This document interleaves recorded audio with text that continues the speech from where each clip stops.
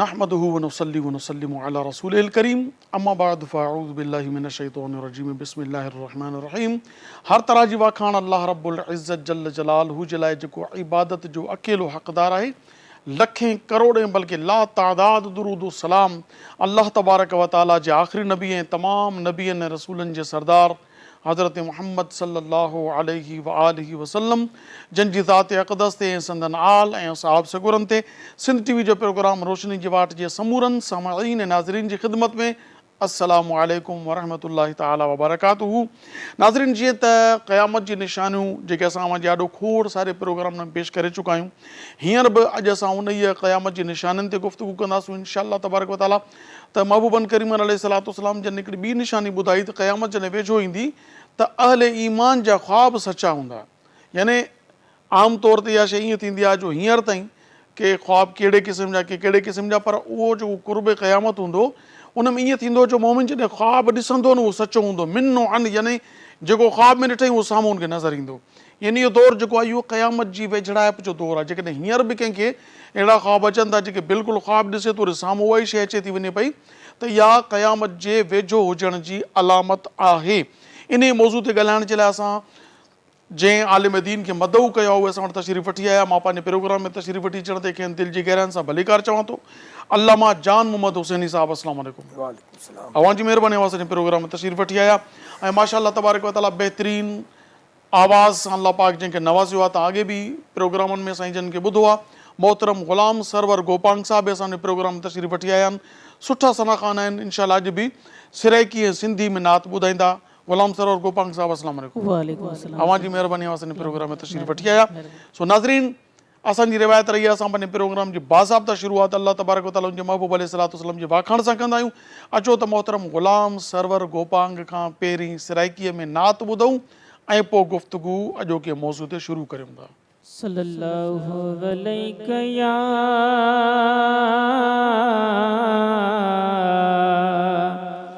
या रसूल अल्लाह वसल्लम अलैका या हबीब अल्लाह। हो वसा शहर मदीने वेसो दुखी दिल दा हाल सुने सो, दुख दिल दा हाल सुने सो। इत्था नैन बदी हुण साड़ी असां रो रो वर्ज करे सो, दुख दिल दा हाल सुने सो। जिथा रब दा पाक हबीबे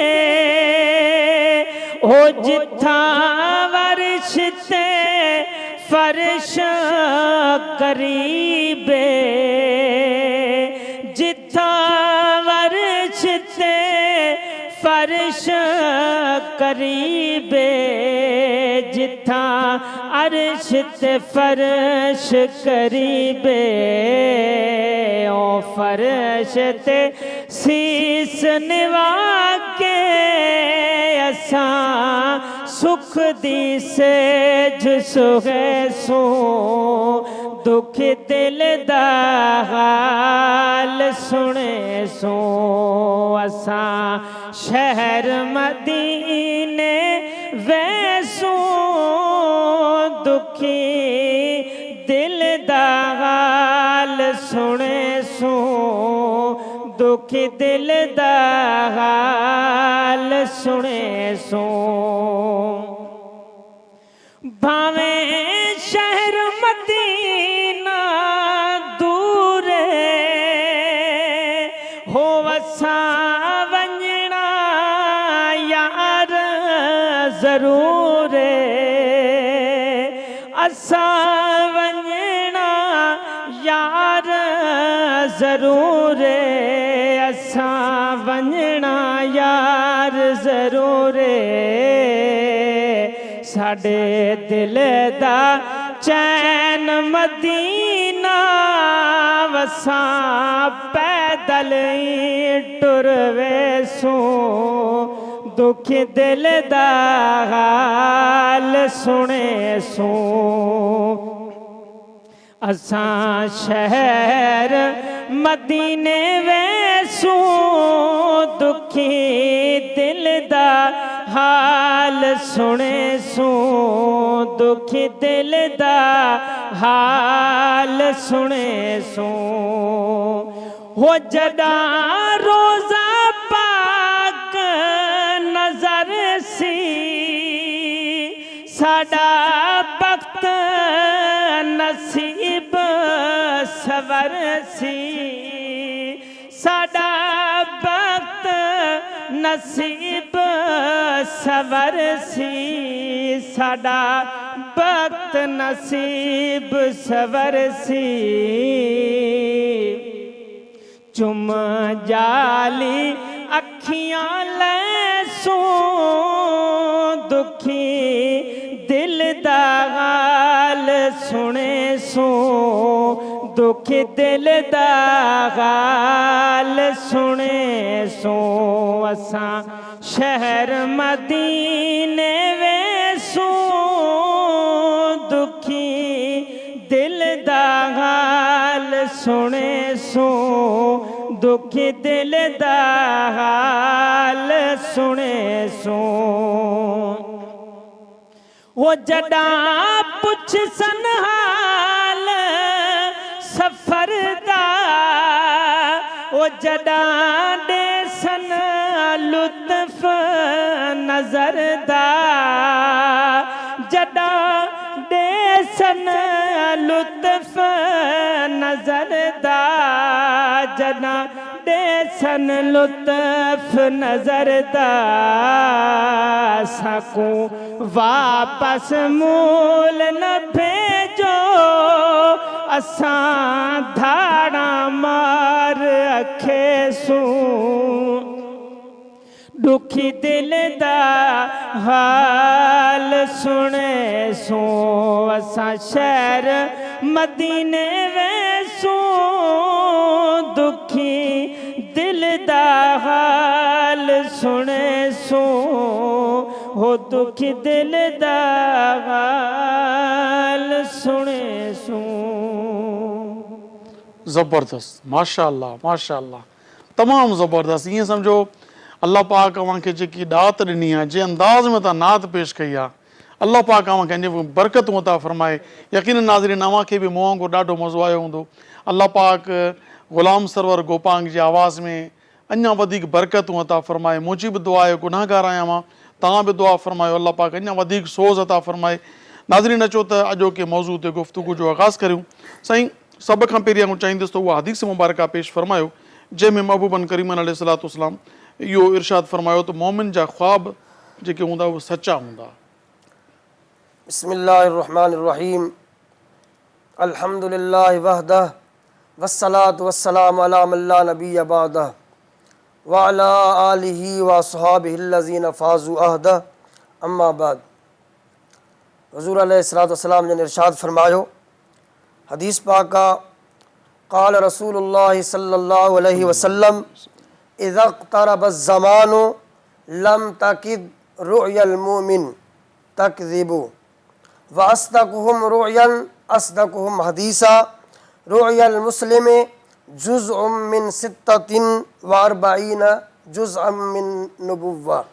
यह हदीस शरीफ़ा पाण करीम ने इरशाद फरमायो त क़यामत क़रीब थींदी त उन वक़्तु मोमिन जेके ख़्वाब ॾिसंदा उहे सचा हूंदा कूड़ा न हूंदा ऐं उन मोमिन जो ख़्वाब ज़्यादा सचो हूंदो जेको ॻाल्हाइण जे एतबार सां गुफ़्तगू में सचो हूंदो सचार हूंदो जेको उन जो ख़्वाब सचो हूंदो ऐं मोमिन जो जेको ख़्वाब आहे उहो नबूवत जे जेको आहे सो हिकु कौल जे मुताबिक़ 45 लेकिन हिन हदीस शरीफ़ में 46 हिस्सनि मां हिकु हिसो आहे मोमिन जो ख़्वाब। नबूवत जे 46 हिस्सनि मां हिकु हिसो आहे। तो ही ख़्वाब जे बारे में हुज़ूर अलैहिस्सलाम फरमायो त क़ुर्बे क़यामत मोमिन जा ख़्वाब सचा हूंदा, मोमिन जो ख़्वाब कूड़ो कोन थींदो। तो ख़्वाब जे बारे में जी हुज़ूर अलैहिस्सलाम जन जेको आहे इहो फरमायो त इहो बि फरमायो आहे त नबूवत जे 70 हिस्सनि मां हिकु हिसो आहे। हिकु जॻह ते 45 हिस्सनि मां हिकु हिसो, ॿिए जॻह ते फरमायो त 46 हिस्सनि मां हिकु हिसो आहे, ऐं टीं हदीस पाक में इहो इरशाद फरमायो त 70 हिस्सनि मां हिकु हिसो आहे। ये मुख़्तलिफ़ बयानात उन जे लाइ फरमाया त नबूवत जूं जीअं सुठियूं शयूं नबूवत में 45 आहिनि, 46 आहिनि, 70 आहिनि, उन सुठनि शयुनि मां हिकु शइ सचो ख़्वाब बि आहे। ऐं नबूवत जो हुज़ूर अलैहिस्सलाम जी क़ाबिल मुद्दत जेका हुई उन्हनि खे 46 हिस्सनि में तक़सीम कयो वञी त उहो हिकु हिसो थींदो। उन जे लाइ हुज़ूर अलैहिस्सलाम फरमायो त सचो ख़्वाब मोमिन जे जेको आहे सो नबूवत जे 46 हिस्सनि मां हिकु हिसो आहे। अल्लामा साहब, नबूवत त हुज़ूर हज़रत मोहम्मद सल्लल्लाहु अलैहि वसल्लम पाण फरमायो त अना ख़ातिमुन नबीयीन ला नबी अबादी औ कमा क़ाल अलैहिस्सलातु वस्सलाम, त मां आख़िरी नबी आहे, मूंखां पोइ बाद में को बि नबी न ईंदो। त इन मां नबूवत जे 45 हिसो, ॿी रिवायत मूजिबि 46 हिसो, हिकु रिवायत मुताबिक़ 70 हिसनि मां जा हिकु हिसो। इन मां मुराद छा इहा आहे त नबियनि ते वही नाज़िल थींदी त वही जो 40 हिसो आहे, या नबूवत जो 40 हिसो आहे? इनखे थोरो वाज़े करियो। हा बिल्कुलु तव्हां या वरी टीं सूरत इहा आहे त नबियनि जा ख़्वाब सचा हूंदा, उन्हनि मां जा हिसो आहे। त छो त मुतलक़ तव्हां जेको फरमायो था त नबूवत जो 40 हिसो, या नबूवत जो 46 हिसो, या नबूवत जो 17 हिसो, या नबी जे ख़्वाबनि जी तासीर जेका हूंदी उहा, छो त नबी जो ख़्वाब कॾहिं बि कूड़ो न हूंदो आहे। इब्राहिम अलैहिस्सलाम जेको ॾिठो ख़्वाब में ॾिठो त मां ॾिसां थो पियो त पंहिंजे पुटु प्यारी शइ अलाह जे राह में क़ुर्बान करियां थो, त इहा त उन ख़्वाब जी तरफ़ इशारो आहे, या मुतलक़ नबूवत जी तरफ़ इशारो आहे, या वही जी तरफ़ इशारो आहे जेको अलाह जी तरफ़ां नबियनि ने मोकिली वेंदी? बिल्कुलु बहितरीनु सवालु फरमायो। वाकई क़ुरान मजीद में बि आहे मा कान मुहम्मदुन अबा अहदिन मिन रिजालिकुम वलाकिन रसूलुल्लाहि व ख़ातमुन नबिय्यीन। अहिड़ी तरह हुज़ूर अलैहिस्सलाम जन बि इरशाद फरमायो अना ख़ातमुन नबिय्यीन वला नबी अबादी। इहो असां सभिनी जो ईमान ऐं अक़ीदो आहे। हुज़ूर अलैहिस्सलाम जी नबूवत हमेशह जे लाइ आहे। पाण करीमनि खां बाद हुज़ूर अलैहिस्सलाम आख़िरी नबी आहिनि, उन्हनि खां बाद कोई नबी न ईंदो क़यामत ताईं। त हीअ जेको हिसा बयानु कया विया आहिनि क सचो ख़्वाब नबूवत जे 46 हिसनि मां हिकु हिसो आहे। इन मां मुराद ईअं आहे त जीअं जेको आहे सो नबीअ जो ख़्वाब सचो हूंदो आहे, अहिड़ी तरह मोमिन जो ख़्वाब बि सचो हूंदो आहे ऐं सुठो हूंदो आहे। ऐं ॿियो मतिलबु इहो आहे त इब्तिदाई नबी अलैहिस्सलाम जे इब्तिदाई दौर में जेका वही हुई उहा ख़्वाब जे ज़रिए थींदी हुई। उन जे लाइ फरमायो वियो त नबियनि खे बि ख़्वाब जे ज़रिए वही कई वई आहे। त मोमिन जे मथां जेको ख़्वाब मोमिन ॾिसे थो उहो बि जेको आहे सचो हूंदो आहे, अहिड़ी तरह ई हूंदो आहे। उन जे लाइ नबूवत जे 46 हिसनि मां फरमायो वियो त हिकु हिसो आहे मोमिन जो ख़्वाब। तो जेको मोमिन ख़्वाब ॾिसे थो, ख़ासि तौर ते जीअं हिन हदीस शरीफ़ में अवां समात फरमायो, मूं बयानु कयो हुज़ूर अलैहिस्सलाम जी हदीस, पाण करीमनि फरमायो त क़ुर्बे क़यामत मोमिन जो ख़्वाब सचो हूंदो। तो जीअं क़यामत क़रीब ईंदी, मोमिननि खे जेका शइ इल्का थींदी, जेका शइ अलाह जे तरफ़ां ॿुधाई वेंदी, उहा ख़्वाब जे ज़रिए उनखे ॿुधाई वेंदी ऐं उनजो ख़्वाब सचो हूंदो ऐं ख़्वाब उनजो जेको आहे सो अलाह जे तरफ़ां हूंदो। जीअं बयानु फरमायो वियो आहे ख़्वाब जा 3 क़िस्म आहिनि। हिकु ख़्वाब सचो ऐं सुठो हूंदो आहे, उहो अलाह जे तरफ़ां हूंदो आहे। ॿियो ख़्वाब जेको आहे सो उहो ग़म ऐं तकलीफ़ जो बाइस ऐं सबबु हूंदो आहे, उहो ख़्वाब शैतान जे तरफ़ां हूंदो आहे। ऐं टियों ख़्वाब जेको आहे उहो पंहिंजा जेके विसविसा ऐं ख़्यालात हूंदा आहिनि, राति जो जेको इंसानु ख़्यालात ऐं विसविसा आणी सुम्हंदो आहे, ख़्वाब जे ज़रिए उहे शयूं ॾिसंदो आहे। त टियों ख़्वाब इहो आहे। उन्हनि 3 ख़्वाबनि मां पहिरियों ख़्वाब जेको आहे सुठो ऐं बहितरीनु ख़्वाब जेको मोमिन जे लाइ ख़ुशीअ जो सबबु ऐं बाइस थींदो आहे, उहो अलाह जे तरफ़ां हूंदो आहे। ॿियो जेको ख़्वाब आहे जेको तकलीफ़ ऐं ग़म सबबु हूंदो जो बाइस हूंदो आहे, उहो शैतान जे तरफ़ां हूंदो आहे। उन जे लाइ फरमायो वियो त त तव्हां अल्लाह खां पनाह घुरो ऐं उन जे बारे में इहो फरमायो वियो आहे त कंहिंसां बयानु न कयो, तव्हां उथी नमाज़ पढ़ो ऐं उहो ख्वाबु कंहिंसां बयानु न कयो। हिकु सहाबी रसूल फरमायो थो त मां ख्वाब अहिड़ा ॾिसंदो हुउसि कॾहिं कॾहिं जेके पहाड़नि खां वधीक मुंहिंजे मथां भारी हूंदा हुआ, पर जॾहिं मां हीअ हदीस शरीफ़ ॿुधी त मूंखे यकीन थियो त हिन मां का तकलीफ़ न थींदी ऐं मां का तकलीफ़ जेको आहे सो कोन सम्झंदो हुउमि, उनखे ख़ातिर ख़्वाह में कोन आणींदो हुयुमि। नाज़रीन, वक़्तु थियो आहे कमर्शियल ब्रेक, यूनिट ॾेई साई था वठूं। अवां ॾिसंदा रहो सिंध टीवी प्रोग्राम रोशनी जी वाट। असां जो त वापसि वठूं।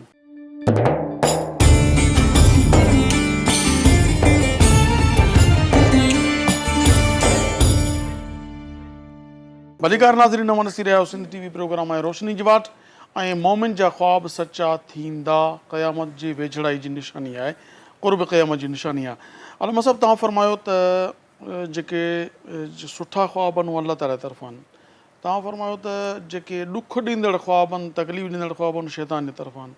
हाणे हिते हिकिड़ो सुवाल थो पैदा थिए न, कॾहिं कॾहिं ईअं बि थींदो आहे जो इंसान खे जेको ख्वाब, ॾिसो ख्वाब जा क़िस्म इहे, हिकु त ख्वाब उहो थियो जंहिंमें बिशारत ॾिनी वई त हीअं भलाई थींदी, हीअं चङाई थींदी, हीअं तरक़ी थींदी, माल में, इज़त में, रिज़्क़ में बरकत थींदी, इहो थी विया सुठा ख्वाब। हिकिड़ा ख्वाब उहे आहिनि जेको इंसान गुनाह खां नथो मुड़े पियो, नाफ़रमानी खां नथो मुड़े पियो, कहिड़ो बि गुनाह आहे, व्याज आहे, सूद आहे, रिश्वत आहे, ज़िना आहे, शराब नोशी आहे, त हुनखे अल्लाह तबारक व तआला टिॼारे थो, ख्वाब ॾेखारे करे अज़ाब थो ॾेखारे पियो। त आया की तव्हां जेको फरमायो त जेको इहो ख्वाब आहे ख़ौफ़ वारो, ग़म वारो, त उहो शैतान जे तरफ़ां आहे। जॾहिं त हू आहे गुनाहगार, हुनखे इन जे करे अहिड़ा ख्वाब ॾेखारे था वञनि पिया त उहो जीअं तौबा ताइब थिए। त इन में थोरो छा फ़र्क़ु छा आहे? तव्हां चओ त या अञा तव्हां तकड़ में इहो चओ त जीअं मिसाल जे तौर ते हिकिड़ो ख्वाब आहे जेको अल्लाह तरफ़ां महिरबानी इनायतुनि ते मबनी आहे, ॿियो ख्वाब उहो आहे जेको हुनखे डिॼारो थो वञे पोइ तौबा ताइब थी, टियों ख्वाब उहो आहे जेको ग़म ऐं ख़ौफ़ न बल्कि बुरो ख्वाब आहे, बुराई जी तरफ़ उभारे थो। जीअं इंसान खे जेको आहे सो नापाकी थी वेंदी आहे ख्वाब में, इन्हनि बुरनि ख्वाबनि खे उहो तव्हां जेको आहे उन ॾे करे उहो शैतान जी तरफ़ मनसूब कंदो, या जेके जीअं तव्हां अगरि फरमायो त माना ग़म वारा ख्वाब या तकलीफ़ वारा ख्वाब उहे बि शैतान जी तरफ़ां, थोरो फ़र्क़ु। तमामु बहितरीनु तव्हां सुवालु फरमायो। वाक़ई इहो ज़हन में सुवालु पैदा थिए थो, पर इहे जेके ॿई ख्वाब जेके पहिरियां तव्हां बयानु फरमाया त मसलन बिशारत आहे, इशारो आहे कंहिं शइ जो, या ख़ुशख़बरी आहे, इहो अलाह जे तरफ़ां आहे। ऐं कोई माण्हू गुनाहगार आहे, उनखे गुनाह खां डिॼारियो थो वञे, इहो बि उन जे लाइ हिकु क़िस्म जी भलाई आहे। छो जो दुनिया जे अंदरि जेको माण्हू ज़र्रे बराबरि, जीअं क़ुर मजीद में अल्लाह तबारक तआला इरशाद फरमायो, फमन यअमल मिस्काल ज़र्रतिन ख़ैरन यरा वमन यअमल मिस्काल ज़र्रतिन शर्रन यरा। जंहिं दुनिया में भलो अमल कयो ज़र्रे बराबरि, उहो आख़िरत में ॾिसंदो, ऐं जंहिं बुरो अमल कयो उहो बि आख़िरत में ॾिसंदो। जेकॾहिं उनखे बुरे अमाल खां डिॼारियो थो वञे, शराब नोशी आहे, व्याज आहे, सूद आहे, वग़ैरह वग़ैरह जेके गुनाह कबीरा जो बाहिस आहिनि, उन्हनि खां डिॼारियो थो वञे, उहा बि उन जे लाइ भलाई आहे, उन जे लाइ जो आख़िरत में उनखे भलाई हासिलु थींदी। बुरे ख्वाब जो मतिलबु इहो आहे त उनखे मिसाल जे तौर ते शैतानी ख्वाब आहे, या कंहिंजो जेको आहे सो मिसाल जे तौर ते ख्वाब जे अंदरि कंहिंखे मारणो आहे, क़तलु करिणो आहे, या ख्वाब जे अंदरि कोई अहिड़ो कमु करिणो आहे जो ख़िलाफ़ शरा हुजे। माना इहा ॻाल्हि ईअं मां सही सम्झी त जेको हुन मां जेको ख़ौफ़ वारो तव्हां जेको अगरि चयो त उहो तव्हांजी सबक़त लिसानी हुई, भलाई जो ई ख्वाब आहे। इहो बि भलाई जो शैतान जी तरफ़ां उहो आहे जेको बुराई जी तरफ़, गुनाह जी तरफ़ उभारे। मतिलबु हाणे ॻाल्हि वाज़े थी वई। पहिरीं तव्हांजी ॻाल्हि में ईअं पियो लॻे त ख़ौफ़ वारो, भउ वारो ख्वाब शैतान जी तरफ़ां। असल जेको दुनिया में उन जे लाइ जेको गुनाहनि खां डिॼाइण वारो ख्वाब हुजे, उहो बि दरअसल भलाई जो हिदायत आहे, उहा बि हिदायत ई आहे। अच्छा, हाणे सवाल इहो थो पैदा थिए त पहिरीं मां चाहींदुसि त नाज़रीन खे इहो बि इरशाद फरमायो त क़ुर पाक में अल्लाह ताला ख्वाबनि जे बारे में छा फरमायो आहे? हा, क़ुर पाक में जीअं हज़रत जेको आहे सो यूसुफ अलैहिस्सलाम ख्वाब ॾिठा, मशहूरु आहे, उनजे बारे में उन्हनि जा ख्वाब सचा थिया। ऐं अहिड़ी तरह उन्हनि जो हक़ीक़त ताबीर सची कई। हिकिड़ो ख्वाब पाण ॾिठो हुयूं, बाक़ी जेको जेल में आहे त जेल मां आज़ादी जो सबबु बि ख्वाब ॾिसणु, ताबीर करणु। जी हा, बिल्कुलु। अहिड़ी तरह हुज़ूर अलैहिस्सलाम ख्वाब ॾिठा, पाण करीमन ख्वाब ॾिठो त मां मके जे शहर मां हिजरत कई आहे, उन ज़मीन ॾांहुं जिते खजूर जा दरख़्त खारकुनि जा दरख़्त ज़्यादा आहिनि। मां उन जेको आहे हिजरत कई आहे, पाण करीमन फरमाया त मूं सम्झो त या यमन ॾांहुं आहे, पर उहा मदीने ॾांहुं हुई जंहिंजो पुराणो नालो यसरब हो। अहिड़ी तरह हुज़ूर अलैहिस्सलातु वस्सलाम हीअ बि ख़्वाबु ॾिठो त मूं जेको आहे सो तलवार खे आवाज़ु ॾिनो, ॾिठमि तलवार टुटल हुई। इन्हनि मां पाण करीमन फरमायो इहो त जेको जंगे बदर में मुस्लमाननि जी जेको आहे सो तकलीफ़ आई, जंगे उहद में मुस्लमाननि खे का तकलीफ़ आई, इन मां मूं इहा मुराद वरिती। ॿीहर वरी जो मां तलवार खे आवाज़ु ॾिनो त तलवार वरी सही साबित हुई, इन मां मूं मुराद इहा वरिती त मुस्लमान साबित क़दम थिया। बाद में फ़तेह मक्का थी, फ़तेह ख़ैबर थी बाद में। ऐं मूं इहो बि ख़्वाबु ॾिठो त जेको आहे सो जेके जानवर आहे ढगियूं आहिनि, जंहिंखे उर्दूअ में गांइ चयो वञे, उहे कुसनि थियूं। ऐं मूं हुन मां इहो मुराद वरितो, इहो ताबीर ॾिठी त इन मां मुराद जेको आहे सो जंगे उहद में जेके मुस्लमान शहीद थिया उहा मुराद वरिती। इन मतिलबु इहो आहे त ख़्वाबनि जी हक़ीक़त आहे, ख़्वाब सचा हूंदा आहिनि। ऐं ख़ासि तौर ते जेको आहे सो क़ुर्ब क़यामत जे बारे में जेके ख़्वाब हूंदा मोमिननि जा, उहे यकीननि सचा हूंदा ऐं उहा अलाह जे तरफ़ां हूंदा। छो जो सचा ख़्वाब, सुठा ख़्वाब अलाह जे तरफ़ां हूंदा आहिनि। ख़्वाह उहे चाहे उहे जेको आहे सो भलाई ॾांहुं राग़िब कनि या कंहिं गुनाह खां डिॼाइण जे बारे में हुजनि, उहे ख़्वाब जेके आहिनि से अलाह जी तरफ़ां आहिनि, सुठा आहिनि। ऐं क़ुर्ब क़यामत ईअं थींदो ऐं उहे सचा ख़्वाब हूंदा। अच्छा, हिकिड़ो माण्हू आहे ख़्वाबु ॾिसे थो पियो, ख़्वाब जे दौरान हू ॾिसे थो पियो त मां ॾाढो काबतुल्ला शरीफ़ जो तवाफ़ करे रहियो आहियां या नेकी जो कमु करे रहियो आहियां, कहिड़ो बि, मगर होॾां टाइम आहे नमाज़ जो, फजर जी नमाज़ जो।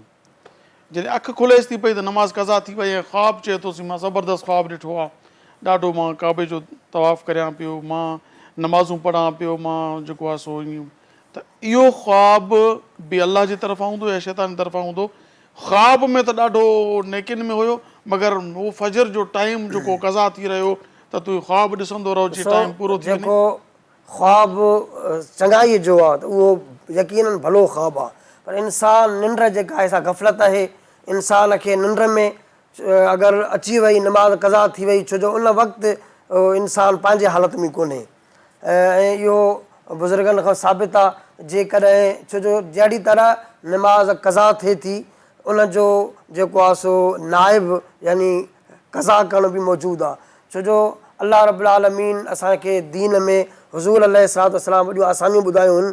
जीअं महबूब करीम बि हिकिड़ी फजर जी नमाज़ हुई, हुज़ूर अलैहिस्सलातु वस्सलाम जन कंहिं जंग तां आया पे, उते जेको आहे सो ख़ीमा खोड़िया, हुज़ूर अलैहिस्सलातु वस्सलाम उते पंहिंजा साहबनि सां गॾु उते रहिया। ऐं सुबुह जे नमाज़ जो वक़्तु हो, कंहिं सहाबी खे हुज़ूर अलैहिस्सलातु वस्सलाम फरमायो हो त नमाज़ जो टाइम थिए त बेदार कजांइ सभिनी खे त नमाज़ पढ़ूं सुबुह जी। पर उन सहाबी खे बि अलाह जे तरफ़ां कोई निंड छाइजी वई ऐं उन वक़्तु अखि खुली, जेको आहे सो नमाज़ कज़ा थी चुकी हुई ऐं सूरज मथे अची चुको हो। तो जंहिं वक़्तु इंसान गफ़लत में आहे, उहा त गफ़लत आहे, निंड आहे, पंहिंजे वस में न आई।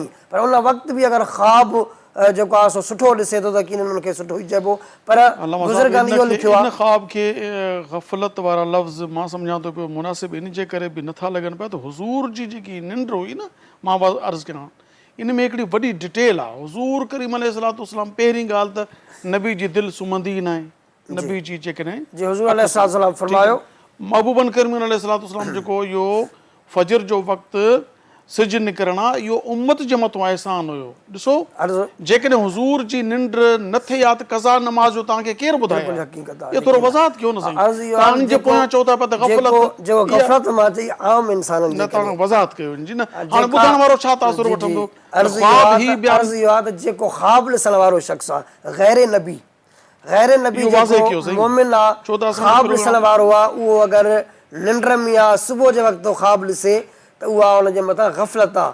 अलाह जे नबी जेको आहे बिलख़ुसूस असांजो प्यारो नबी मासूम आहे, नबी जी ज़ात जेको बि अमल कयो असां लाइ उहा शरीयत आहे, शरीयत आहे बिल्कुलु। नबी जी खे फरमायो त तनाम ऐनी वला यनाम क़ल्बी, मुंहिंजूं अखियूं सुम्हंदियूं आहिनि, मुंहिंजी दिलि जाॻंदी आहे। ये बुख़ारी शरीफ़ में बि हदीस मौजूदु आहे, मुस्लिम शरीफ़ में बि मौजूदु आहे, बल्कि तक़रीबन सियासत जे किताब में मौजूदु आहे। हुज़ूर जी ज़ात जी गफ़लत न ईंदी, हुज़ूर जे ग़ुलामनि ॾे बि गफ़लत न ईंदी आहे। त जेके नमाज़ी मोमिन आहिनि उन्हनि ते अगरि निंड ग़ालिब थिए थी त उहा निंड जेका उन्हनि जे लाइ ग़फ़लत आहे, अलाह जे नबीअ जी हर शइ शरीयत आहे। त इहो असांखे असल में ॾेखारिणो हो त जेकॾहिं सिजु निकिरी अचे त उन खां पोइ कज़ा बि करणी आहे। जीअं इहो हुकुम असांखे ॿुधायो वियो क़ज़ा जो। हुज़ूर जो अमल मां वाज़े तौर ते अर्ज़ु करियां थो, हुज़ूर करीम अलैहिस्सलाम जो अमल ऐं पाण त फरमाए मुंहिंजे ख़िलाफ़ खुलफ़ाए राशिदीन जो अमल बि तव्हांजे लाइ हुजत आहे। फरमायो त अलैकुम बिसुन्नती व सुन्नत खुलफाए राशिदीन अल महदीयीन। मुंहिंजो ऐं मुंहिंजे खुलफाए राशिदीन अबू बकर सिद्दीक़, उमर फारूक, उस्मान गनी, मौला अली साईं ऐं 6 महीना इमाम हसन मुश्तबा जा बि ख़िलाफ़त राशिदा में इन्हनि जो अमल बि तव्हांजे लाइ हुजत आहे। बिल्कुलु इहे जीअं कनि था तव्हांखे ईअं करिणो आहे। जेको मूं ग़फ़लत जी ॻाल्हि कई वञे साम्हूं, उहा नबीअ खां हटी करे अलाह जे नबीअ जो हर अमल, जीअं तव्हां जेको आहे सो वॾनि किताबनि में मौजूदु आहे त हज़रत अब्दुल्ला बिन मसूद रज़ी अल्लाह ताला अन्हु हुज़ूर अलैहिस्सलाम जी हर शइ लिखंदा हुआ। पाण करीमनि जेको फ़रमाइनि, जंहिं वक़्तु बि फ़रमाइनि उहो लिखंदा हुआ।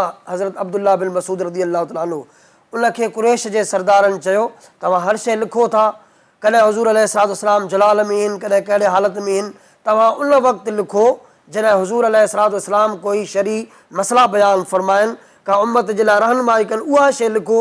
हुन लिखणु छॾे ॾिनो। कुझु ॾींहं गुज़री विया, हुज़ूर अलैहिस्सलाम फ़रमायो, या अबा अब्दुल्ला, ए अबू अब्दुल्ला बिन मसूद, तूं छो नथो लिखीं?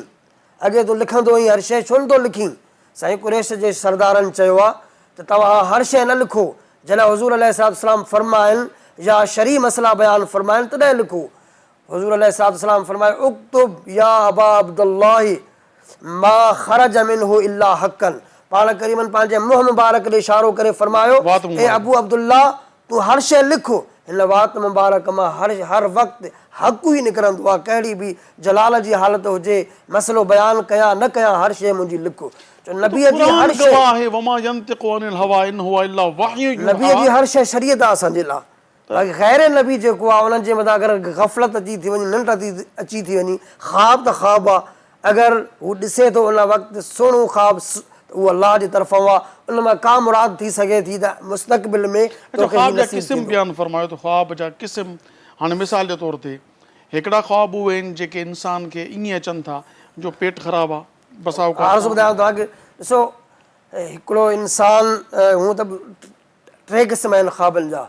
हिकु सुठो ख़्वाब ऐं भलो ख़्वाब, ख़ुशीअ जो बाइस, उहो अलाह जी तरफ़ां, जीअं मूं शुरू में बयानु कयो। ॿियो ख़्वाब जेको हूंदो आहे तकलीफ़ जो बाइस हूंदो आहे ऐं बुराईअ ॾांहुं वठी वञण वारो। टियों जेको उहो सही हूंदो आहे जेको इंसानु सुम्हण वक़्तु करवट सां सुतल हुजे ऐं यानी या सिधे पासे या हिन पासे या हुन पासे, पंहिंजे खाॿे तरफ़ सुतल हुजे। अगरि सिधो सुतल हूंदो, उन वक़्तु जेको ख़्वाबु ईंदो उहो उनजी हक़ीक़त न हूंदी।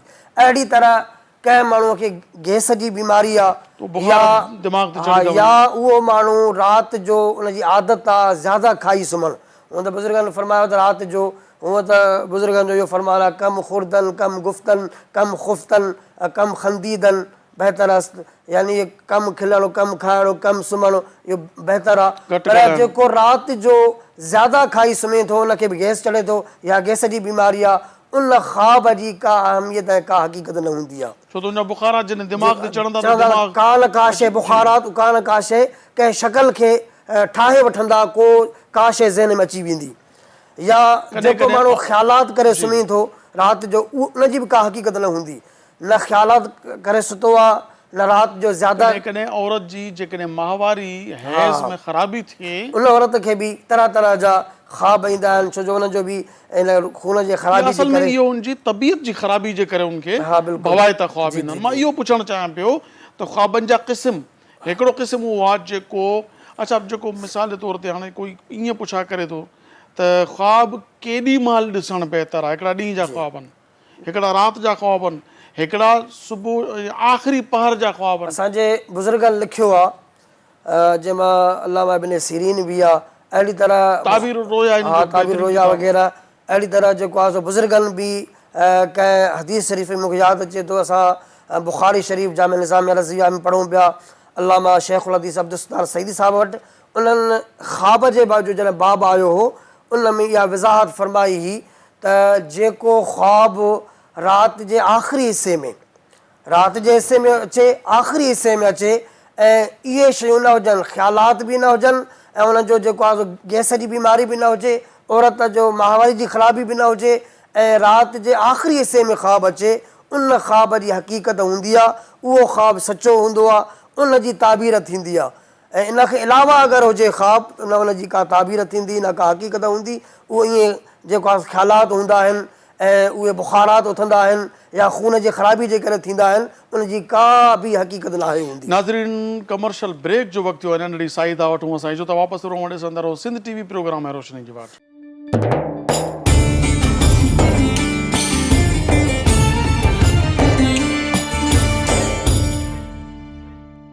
भलीकार नाज़रीन, नवां ॾिसी रहिया आहियो सिंध टीवी प्रोग्राम आहे रोशनी जी वाट। अचो त अॼोके मौज़ू ते वधीक गुफ़्तगू करियूं। साईं जन ख़्वाबनि जे बारे में इरशाद फरमाए रहिया आहिनि। साईं मूं अर्ज़ु कयो त ॾींहं जो ख़्वाबु ॾिसणु कीअं आहे। हिकिड़ो माण्हू आहे राति जो चौकीदारी करे थो पियो, ठीकु आहे, या राति जी का बि ड्यूटी आहे, चौकीदारी न कॾहिं कॾहिं में थींदो आहे त 2 शिफ्टूं हूंदियूं आहिनि, हिकिड़ो हफ़्तो तव्हां ॾींहं जी ड्यूटी कयो, हिकिड़ो हफ़्तो तव्हां राति जी ड्यूटी कयो, कुझु बि सबबु आहे, राति जो हू जाॻे थो, ॾींहं जो सुम्हे थो, इहो ख़्वाबु ॾिसे थो। इन जे ख़्वाब जे बारे में छा आहे? ॾींहं जो ख़्वाबनि लाइ त मशहूरु आहे न, या ॾींहं जो ख़्वाब थो ॾिसे पियो? राति जो वक़्तु हिकु बरकत जो वक़्तु आहे, बिलख़ुसूस जेको आख़िरी वक़्तु आहे। असां त ईअं था चऊं त सभु वक़्तु उन वक़्त जे मथां क़ुर्बान थियनि जो इन वक़्तु असांजो प्यारो नबी सल्लल्लाहु अलैहि वसल्लम दुनिया से तशरीफ़ फरमा थियो। इहो हिकु वॾो प्यारो जंहिंखे जेको आहे जंहिं वक़्तु हवा बि ॾाढी प्यारी लॻंदी आहे, वक़्तु बि प्यारो हूंदो आहे। अल्लाह रब्बुल आलमीन सभ खां महबूब शइ उन वक़्त में जेको आहे सो मबूस फरमाई। त यकीननि जेको ख़्वाब उन वक़्तु हूंदो आहे उनजी वधीक अहमियत हूंदी आहे। जेको माण्हू जेको आहे सो ॾींहं जो सुम्हींदो, राति जो सुम्हण जे लाइ उनखे टाइम न आहे, जेकॾहिं अल्लाह रब्बुल आलमीन कंहिंखे चाहींदो आहे उन वक़्तु उनखे ऊंघ ॾियारे ऐं उनखे जेको आहे सो निंड जी हालत ॾियारे, वेठे वेठे बि उनखे सम्झो ख़्वाब अची वेंदो आहे, छो जो राति जो ख़्वाब जी हक़ीक़त आहे जेको राति जे आख़िरी वक़्त में हुजे। ॾींहं जो ख़्वाब हक़ीक़त न हूंदी आहे। ज़्यादा बुज़ुर्गनि लिखियो आहे सुबुह जो अज़ाननि खां जे क़रीब क़रीब जेको ख़्वाब आहे उहो बहितर आहे, उनजी हक़ीक़त जेका आहे सा हूंदी आहे, छो जो अल्लाह रब्बुल आलमीन खे इहो वक़्तु तमामु घणो प्यारो ऐं पसंदीदा वक़्तु आहे इहो। अच्छा, जेकॾहिं को शख़्स अहिड़ो आहे जेको ख़्वाब ॾिसे थो पियो, उन में हुनखे का तकलीफ़ पहुती आहे, त ज़ाहिर हाणे ख़्वाबनि जी त हिकिड़ी जेको हिकिड़े असांजे हिन प्रोग्राम में त मुमकिन न आहे जो ख़्वाबनि जी ताबीर, मां ताबीर तरफ़ नथो वञा, सिर्फ़ु हिकिड़ो सुवालु इहो करिणो त कॾहिं कॾहिं ईअं थींदो आहे जो कंहिं शख़्स हिकिड़ो ॾिठो आहे त मूंसां हीअं थी वियो आहे। मिसाल, कंहिंजी ॼंग भॼी पई आहे, कंहिंजो ॾंदु भॼी पियो आहे, कंहिंजो छा थियो आहे, कंहिंजा वार कूड़जी विया आहिनि, इन जूं मुख़्तलिफ़ ताबीरूं आहिनि। पर इहे ख़्वाब जंहिंमें इंसान खे उनखे तकलीफ़ ॾेखारी वई आहे, त इहो ख़्वाब कंहिंसां बयानु करणु घुरिजे, कंहिंसां बयानु करणु मनो बि आहे छा ख़्वाब? जी हाँ, तव्हां तमामु बहितरीनु सवालु कयो। ऐं शुरू में जेको मुंहिंजो तकलीफ़ जो बाहिस वारो जेको बयानु हो इहो ई हो, अगरि कोई शख़्स ॾिसे थो त मां एक्सीडेंट थियो आहियां, या मुंहिंजी कोई उज़व कोई भॼी पियो आहे, या मुंहिंजे कंहिं रिश्तेदार जो एक्सीडेंट थियो आहे, या को वफ़ात करे वियो आहे, इहो ख़्वाब में ॾिसे थो, ज़ाहिर आहे इहो तकलीफ़ ऐं ग़म जो बाहिस आहे। अगरि कोई पंहिंजे वालिद खे ॾिसे एक्सीडेंट थींदे, भाउ खे ॾिसे, वालिदा खे ॾिसे, त उनजे लाइ इहो हुकुम आहे त ख़्वाब जीअं 2 क़िस्म जा आहिनि, हिकिड़ो सुठो, हिकिड़ो बुरो। जेको सुठो ख़्वाब आहे उहो कंहिंसां बि बयानु न करे सवाइ उनजे जेको दीनी उनजो रहनुमा हुजे, सुठो ख़्वाब। हा, सुठो ख़्वाब। ऐं जेको बुरो ख़्वाब आहे, मिसाल जे तौर ते एक्सीडेंट थियणु, मरी वञणु, फ़ौत थी वञणु, या पंहिंजे कंहिं अज़ीज़ क़ारिब खे का तकलीफ़ पहुचणु, उहो कंहिंसां बि बयानु न करे, उनजे लाइ इहो बुरो चऊं या भवाइतो ख़्वाब चऊं साईं, थोरो वरी मां उते अची बीहंदुमि। मां शुरू में बि तव्हां हिनखे चओ पिया बुरो ख़्वाब। ॾिसो, हिकिड़ो भवाइतो अलॻि आहे, बुरो अलॻि आहे। बुरो ख़्वाब इहो तव्हां कंहिंसां ज़ुल्म कयो था, या तव्हां शराब पीओ था, या चओ भवाइतो ई चओ, लेकिन ॾिसो हिकिड़ो इन हवाले सां त असांजे लाइ जेका ख़ुशख़बरी आहे इहा, या का जेका ॻाल्हि ॿुधाई थी वञे, इहा हिकिड़ी सुठी ॻाल्हि कोन्हे जो पंहिंजे कंहिं रिश्तेदार जो एक्सीडेंट थियो, उहो वफ़ात करे वियो, भवाइतो ई चओ, बेशक ख़ौफ़ ई चओ। हाणे बुरे ख़्वाब मां मुराद जेकॾहिं असां वठूं था त माना को बुराई करे थो, ज़ुल्म करे थो, गुनाह करे थो, जी हा, भवाइतो ख़्वाब हे उहा जेको ड्रेजारन उर्दू में डरावना ख़्वाब, जी हा, बिल्कुलु सिंधी में भवाइतो, ख़ौफ़नाक। जी जी, इहो ई मुराद आहे। इहो कंहिंसां बि बयानु न करे, उनजे लाइ हुकुम इहो आहे त खॿे पासे ॾांहुं या थुक उछले, या सिर्फ़ु वात सां थू थू करे, इहो ख़्वाबु कंहिंसां बयानु न करे ऐं अल्लाह जी पनाह घुरे, हर वक़्तु अल्लाह रब्बुल आलमीन जे दर ते पनाह आजिज़ी घुरे, त उनखे उन ख़्वाब मां का तकलीफ़ न ईंदी। अच्छा, जेकॾहिं उहो कंहिंसां बयानु करे थो त नुक़सानु छा थींदो? ॾिसो, तकलीफ़ जो बाहिसां न थी सघे, उन में उनखे का तकलीफ़ पहुचे, तंहिंजे करे हुकुम इहो आहे, बुज़ुर्गनि इहो लिखियो आहे त कंहिंसां बयानु न करे। ख़्वाबु इहो जेकॾहिं बयानु कयो वेंदो त जीअं ताबीर कई उहे थी वेंदो। छो त बुज़ुर्गनि तीन लिखियो आहे त हिकिड़ो तालिब इल्मु हुयो, उन ख़्वाबु ॾिठो त मां दोस्तनि सां गॾु काॾे वञा थो, पाणीअ मां गुज़रूं था पिया, ॿिया सभु टपा ॾेई गुज़री विया, मां टपो ॾिनो त किरी पियुमि, मुंहिंजी ॼंघ भॼी पई, मां जेकॾहिं किरियुमि त मूंखे ॼंघ में तकलीफ़ थी। सुबुह जो हुन कंहिंखे ख़्वाबु ॿुधायो, यार मूंसां ईअं थियो, मुंहिंजा दोस्त सभु जल्दी में पाणी खां टपी विया, मां टपियुमि त किरी पियुमि, ॼंघ में तकलीफ़ थी। चई हा, तुंहिंजी ॼंघ भॼी पवंदी, इन जो ख़्वाब जी ताबीर इहा आहे। वाक़ई हुनजी ॼंघ भॼी पई। जॾहिं हुन उस्ताद सां राब्तो कयो, उस्ताद चयो यार हिन जी ताबीर त इहा हुई ई न, त तोखे त अहिड़े माण्हू सां बयानु करिणो ई न हो ख़्वाबु, जो हुन जहिड़ी ताबीर कई उहो थी वियो। तंहिंजे करे तुंहिंजो इहो ख़्वाब जो मतिलबु इहो त ॿिया शागिर्द सभु जल्दी इल्मु हासिलु करे फ़ारिग़ थी वेंदा, पर तोखे थोरो वक़्तु लॻंदो, छो त हर इंसान जो दिमाग़ हिकु जहिड़ो न आहे। तुंहिंजो दिमाग़ कुझु कमज़ोर आहे, जंहिंजे करे तोखे माना पूरो इल्मु हासिलु करण में कुझु तकलीफ़ थियणी, माना देरि अचणी, उन देरि जो ख़्वाब हुन ॼंघ भॼणु ताबीर कई त उहा ताबीर उअं ई थी वई। उनजे करे बुज़ुर्गनि फरमायो आहे त इहो ख़्वाबु जेको भवाइतो हुजे, तकलीफ़ ॾियण वारो हुजे, कंहिंसां बयानु न कयो ऐं अल्लाह जी पनाह घुरो। हल इहो आहे, इस्तिग़फ़ार कयो, तौबा कयो, थी सघे थो तव्हां जेके गुनाह जे करे इहो थिए थो माफ़ी घुरो, जेको गुनाह कयो था उनखां तौबा कयो ऐं कुझु ख़ैर ख़ैरात कयो त का अचण वारी मुसीबत आहे बिल्कुलु सदको कयो, अल्लाह खां पनाह घुरो, इस्तिग़फ़ार पढ़ो ऐं अल्लाह जे बारगाह में रुजू अल्लाह जंहिंखे चइजे, रुजू अल्लाह कयो, तव्हांखे उहा तकलीफ़ न पहुचंदी। अच्छा, हाणे हिते अचूं था पिया ज़बरदस्त ख़्वाब जी तरफ़। जी, ज़बरदस्त ख़्वाब उहो आहे जंहिंमें अल्लाह तबारक व तआला या उन जे महबूब सल्लल्लाहु अलैहि वसल्लम जो दीदार, सुभान अल्लाह, माशा अल्लाह, ज़बरदस्त, रब जो दीदार थियणु त जंहिंखे अल्लाह कराए ऐं उनजे महबूब अलैहिस्सलाम जो दीदार करणु। सवाल इहो आहे त ख़बर कीअं पए त मां हुज़ूर अलैहिस्सलाम जी ई ज़ियारत कई आहे? छो त कॾहिं कॾहिं ईअं थिए थो, हिकिड़ो शख़्स उथियो आहे, चए थो यार मूंखे ईअं लॻे थो त मां हुज़ूर जी ज़ियारत कई आहे। बुज़ुर्ग हुयो, हिकिड़ो चयो तोसीं मूंखे ख़बर न आहे त केरु आहे, पर बुज़ुर्ग आहे। इहा कीअं ख़बर पए त मां जेको ख़्वाब में शख़्सियत ॾिठी आहे त इहा नबी जी ज़ात आहे या को ॿियो बुज़ुर्ग आहे? इन जी बि का आहे तशख़ीस? जेको उनखे ख़्वाब वक़्तु ई महसूसु थी वेंदो आहे त मां कंहिं बुज़ुर्ग जी ज़ियारत कयां थो या हुज़ूर अलैहिस्सलाम जी। पाण करीमन फरमायो त जंहिं मूंखे ख़्वाब में ॾिठो उन सच मूंखे ॾिठो, वाक़ई मां ई उनखे ख़्वाब में नज़र आयुमि।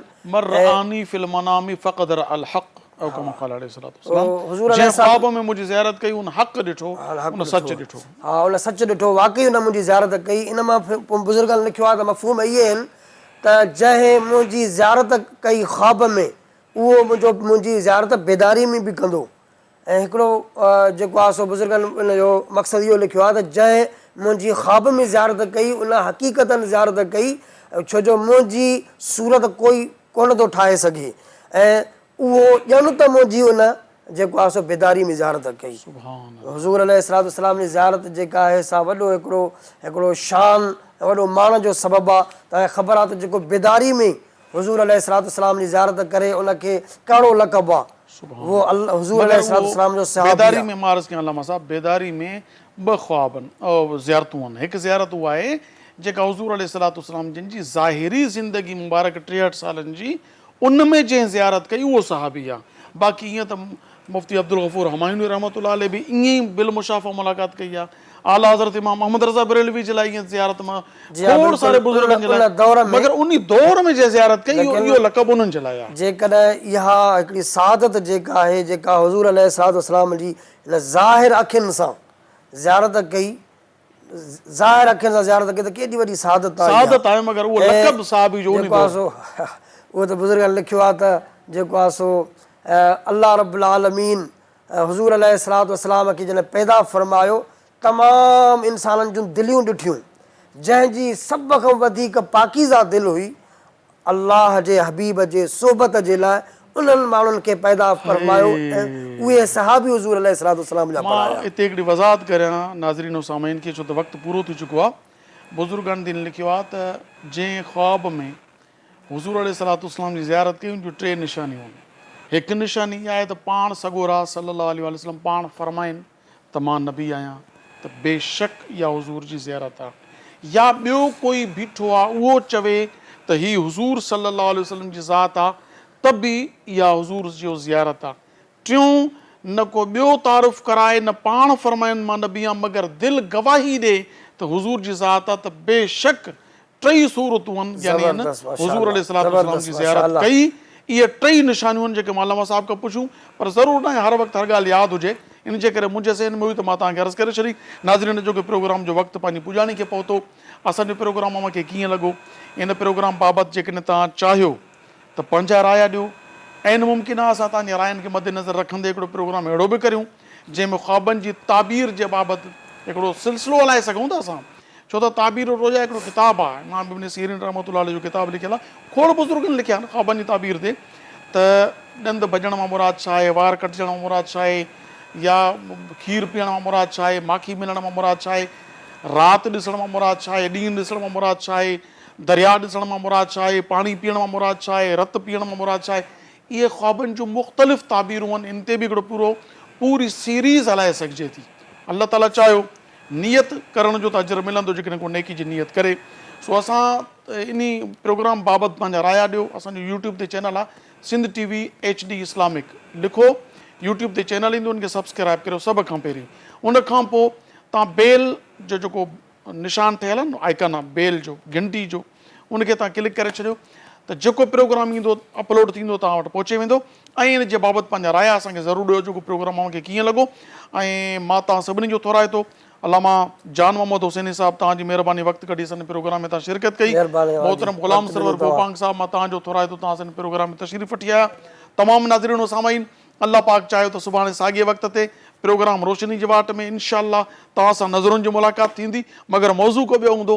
तेसीं ताईं पंहिंजी मेज़बान अबुल हसन अब्दुल ख़ालिक़ क़ादरी खे इजाज़त ॾींदा। अल्लाह वाही, अस्सलामु अलैकुम वरहमतुल्लाहि ताला। सल्लल्लाहु अलैहि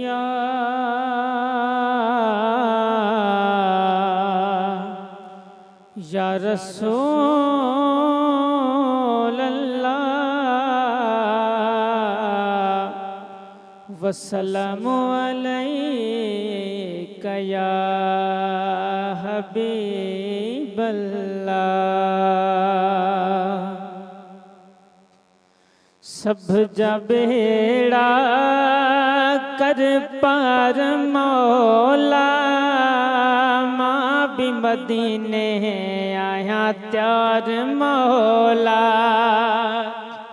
सब जा बेड़ा कर पार मौला, मां भी मदीने आया त्यार मौला।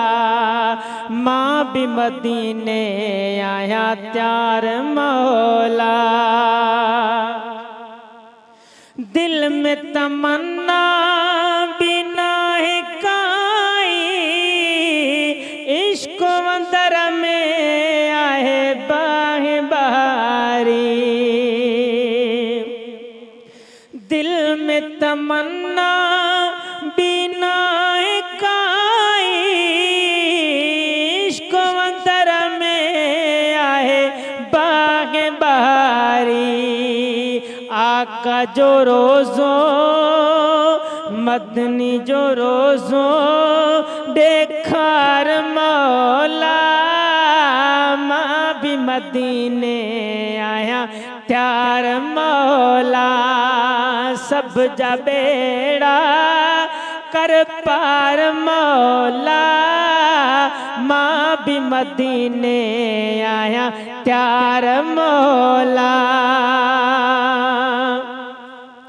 मां भी ॾिसां के काबे जा नज़ारा, अरब मिठे जा माण्हू प्यारा। मां भी ॾिसां के काबे जा नज़ारा, अरब मिठे जा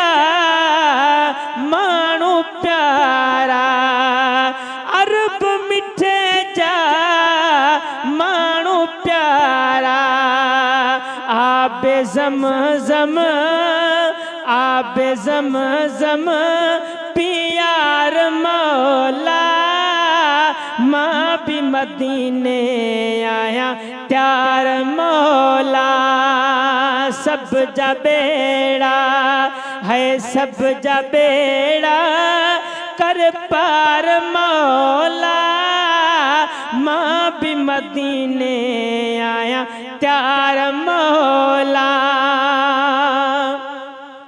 राज भला मां किए क्या ज़ाहिर हाल मुझे मां तू वाकिफ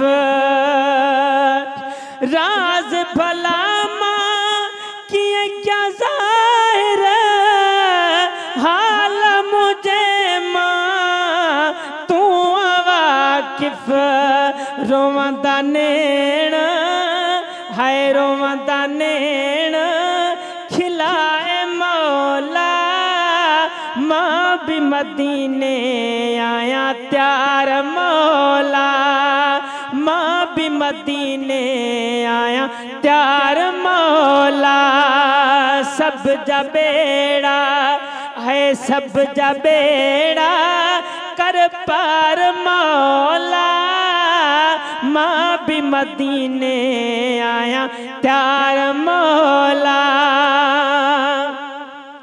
रोई चवे तो हाजी सरवर तू ही मालिक वां तू परवर रोई चवे तो हाजी सरवर तू ही मालिक वां तू परवर अर्ज सब जो अर्ज सब जो अघाए मौला मां भी मदीने आया त्यार मौला मां भी मदीने आया त्यार मौला सब जा बेड़ा है सब जा बेड़ा कर पार मौला मां भी मदीने आया त्यार मौला